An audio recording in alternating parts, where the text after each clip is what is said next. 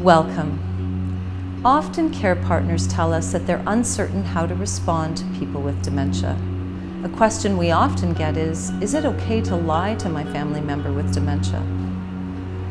Lying can feel very uncomfortable. You may feel guilty for not telling the truth, but the circumstances under which we choose to either tell a lie or keep the truth from someone with dementia vary from situation to situation. We're going to look at an example of a man whose wife wanted to call her mother, who had passed away many years before. The man was uncertain how to respond. He felt he was lying if he allowed his wife to continue to believe that her mother was alive, and felt she needed to know the truth. For the man in our example, let's talk about a couple of important perspectives to consider, and then some strategies for addressing the problem. Firstly, dementia impacts a person's ability to retain information, and so telling the truth can be very confusing to the person with dementia.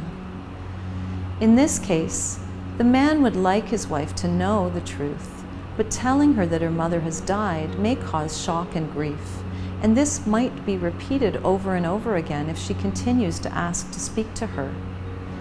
Arguing or using logic may only make the matter worse. It is possible to think about this differently. He could allow her to believe that her mother is still alive without having to tell her a lie. Keeping the truth from someone is not the same thing as telling a lie.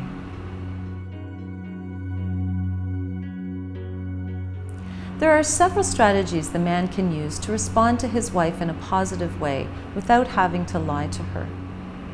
Firstly, he can just respond to her desire to make contact with her mother by validating her emotion or her need. He could say something like, "You're really thinking about your mom now," or "You really miss your mom today." He might try to use distraction, perhaps suggesting that together they make a cup of tea or engage in another task. He could remove cues such as the telephone or photographs of her mother. And lastly, depending on how his wife might handle something like this, he might suggest that together they look at photographs of her mother or reminisce.